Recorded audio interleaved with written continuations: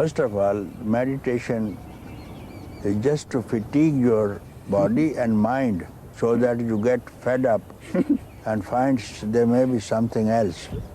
There may be something else, so he will be in search of a teacher. Then he will not tell him to meditate. He will tell him some unique method. He will tell him, keep quiet. He will not tell him to do anything. Doing and not doing is not the work of a teacher. It is for the preachers. You have to do this and you have not to do this thing. Teacher has no teaching, no do's and no don'ts. He tells you, keep quiet. There can be nothing else that the teacher can say. And this is going to work. And this could be the best teaching that the teacher could give. If you listen to him, as I was telling, if he says, keep quiet, not only you hear, but you become quietness, you see. What is the trouble, you see? And you see in satsang also, listening also, when I tell them, inquire, investigate, who am I? And they say, we can't do it. We can't do it. You see, we have been doing and we are in trouble, in tension, headaches. So they are otherwise engaged. So therefore, some rare one gets at it. And I do not know why. I cannot give you anything on my own, why it is not working. Why it's not working, you see. And if you keep quiet, you will fall in love with it, you see. After all, everybody needs happiness and peace, whatever they are doing. And there can be no happiness, no peace, no love, no beauty anywhere else, in any other object except this, here and now. Therefore, you don't need any meditation. Because meditation, you need mind to meditate. You need mind to meditate. Therefore, the result of any process has to be mental. Then you need body, such and such posture, hand to be planted this way, mudra to be kept this way. So it is going to be physical. So any physical activity gives you physical result, mental result. Any good idea that attracts you, sounds good, you follow it, that could be mental or intellectual ideas. Then the result will be intellectual. Don't shun all these ideas, you see. Physical, mental, also spiritual, you see. So if you get rid of all notions, what you have heard, and ideas, then you are emptiness itself. To give up the intention to keep quiet.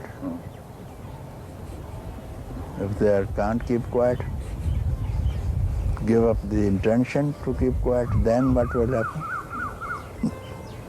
When you inquire, who am I? So it strikes at the root of the mind. There's no mind at all with this inquiry. I is the mind, you know. And now you are questioning. I is questioning to I itself. No one has ever questioned. Who am I? No one. Who are you? Who is he? Who is she? Who am I? No one ever has questioned. Therefore, it's the first time one can ask. So it's striking at the root of all creation, you see. Not person, striking the root of the creation. Then there will be no creation at all, and no creator also, and no beings also. It strikes to that depth, you see. Because the mind itself is a dust. So you cannot clean the dust with the dust. So if you have a mirror, it's dusty mirror, and you want to clean it, you bring some kind of dust and put another layer of dust. This is cleaning the mind, another dust. So anything doing, any other method, you want to clean the mind with some yoga, or with some bhoga, or with some meditation, or whatever it is. So it is putting another dust on the mind.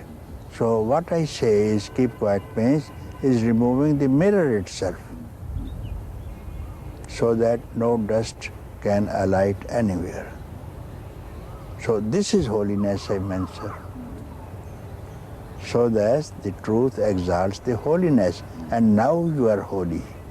Remove the mirror. And if you are a mirror, your face will be reflected. So this is the spot. With this spot, you are not holy. It's a reflection. How to remove the reflection? If you throw away the mirror, this reflection will return back to your original face. So if you throw away the mind for 1 second, this thought of holiness will reveal itself, merge back into the holiness.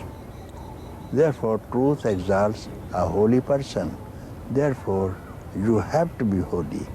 How to be holy? Remove the mirror. Remove all reflection which you are seeing in the objects, which is the dust. Any belief is wrong. Why should you believe? Do you need any belief that you are David Godman? You are very sure about it. Why to ask? To be your own self is the only happiness, you see. All other happiness is to fatigue yourself and find out this is not the happiness. Because after that they will, if you again repeat that same process, it means that thing, that place has not given you happiness, therefore it wants to be repeated. Happiness is one. Happiness is one, but when you attribute it something which is not abiding, then it is different. Your happiness, when you say my happiness and your happiness, then it is not that happiness which I point at. I point at just happiness, not my happiness and not your happiness. And the difference only is that you are using my and you. If you remove you and me, then no difference. Ecstasy is a state of mind. For some time it will stay, sometime it will stay, and then it will again dwindle and return back. Ecstasy, you see. Many people get into ecstatic states listening a poem, a poetry, some singing song, or some with other things, you see, get into ecstasy and it goes away. This depends upon the circumstances, but bliss,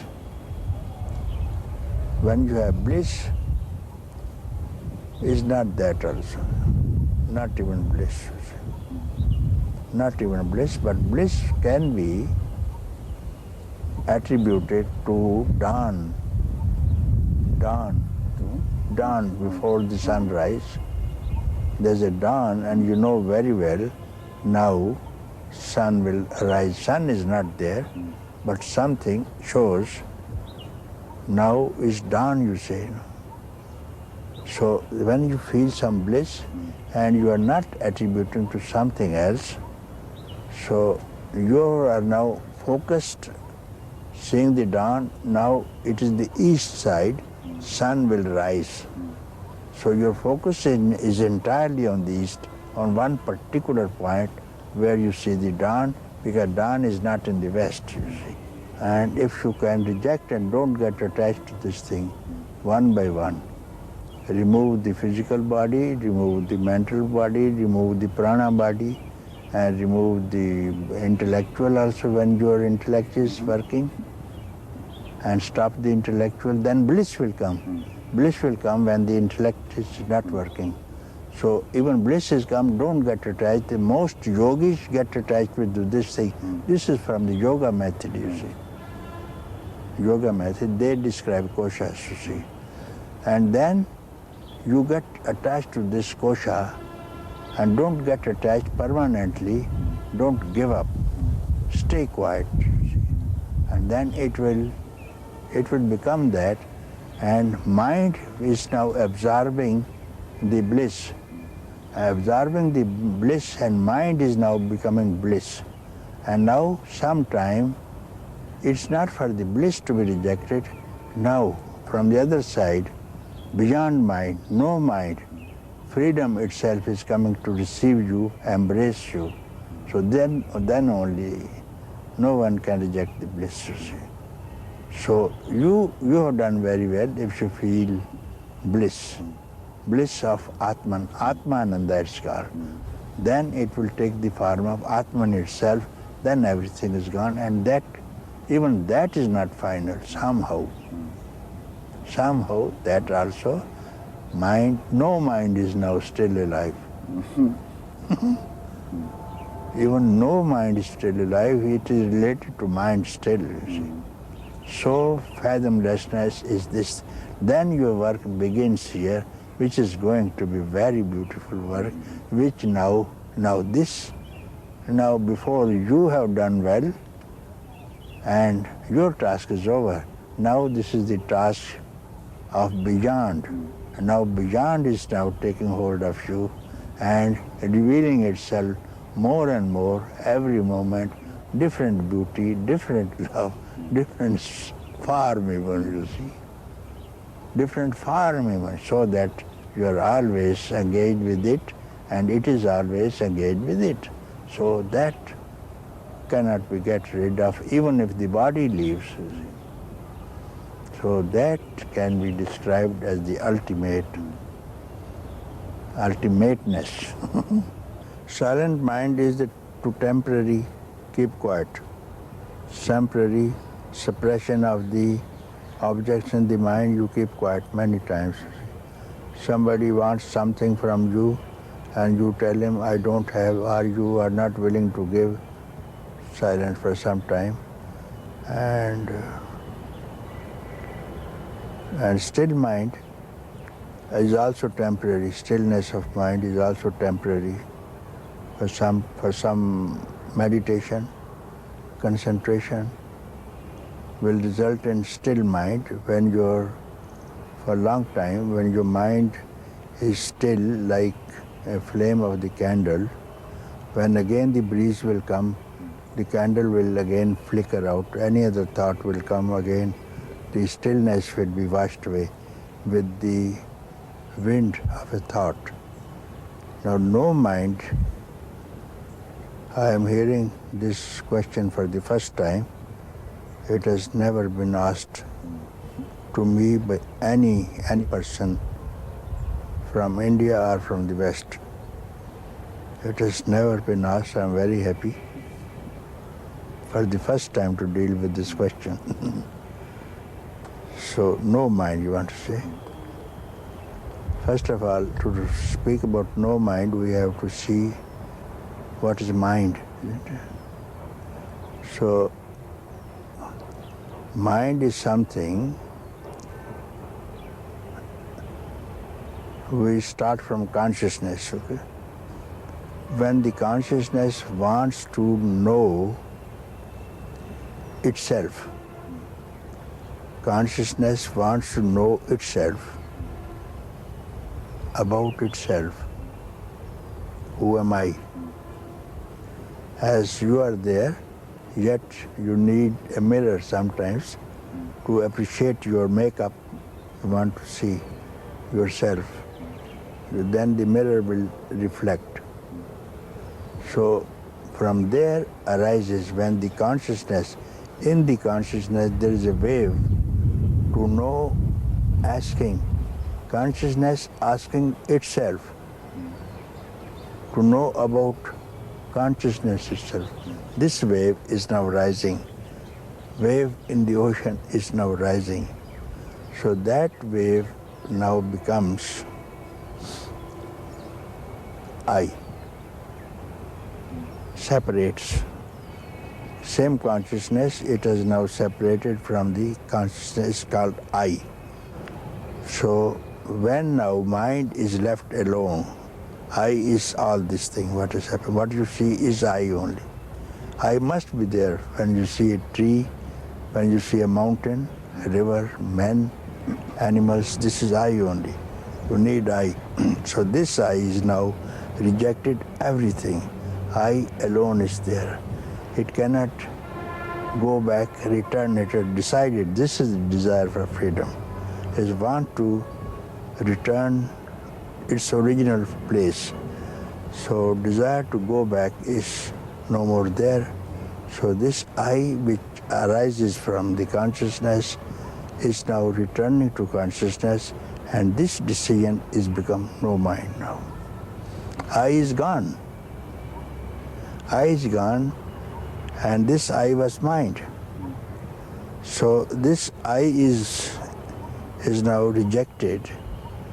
That in between I and consciousness, this in between is called no mind.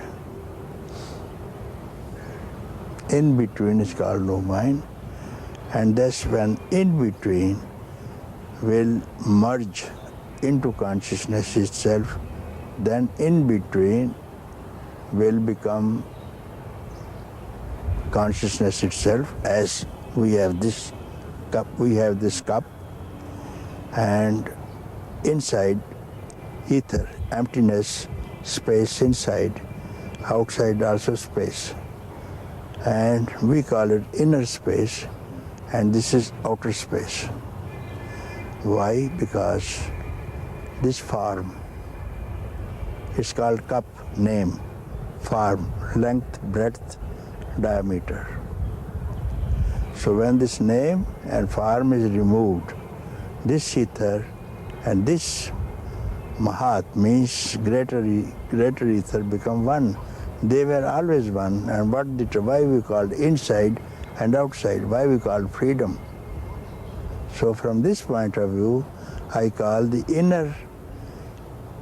inner space is now separate than the outer space. Why? Because name and form. And this name and form is I. When this I goes, this wall is removed, this becomes this.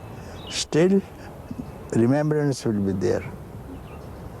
Remembrance of no mind is there because you are coming from mind. So now I have no mind. So gradually, slowly, for a long time, how it happens, I do not know. This no mind merges back into beyond. So now you have no mind to work on your own account. You are simply being graced and picked up and obey what it is doing, and you are not doing anything. Doership is gone, mind is no more there, and all these other functions of the mind are no more there. So you stay this time for the stipulated period as has been charted earlier. This life will stay for the rest of the time. And some people cannot stand the shock of freedom more than 21 days. That is stated in the books. More than 21 days they can't stand this happiness. If some middle class man gets a Derby lottery for $1 billion, he doesn't know what to do. Some people get heart attack, you see. So much happiness, you see. So this happiness takes away the body itself. But he is liberated, doesn't matter now or tomorrow. Body is not in question. But some people can live only to benefit other people. So this benefit is not coming from some person.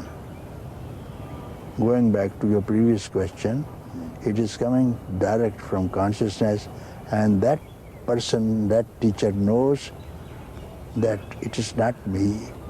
I am simply picked up to speak, and it is not me who is speaking. And if it knows that someone is speaking on him, it is arrogance, egoistic, it will not work, you see. So if you have that experience, it's not your problem what you're speaking and who's benefited and who's not benefited, who comes to you or who doesn't come to you. It remains the same.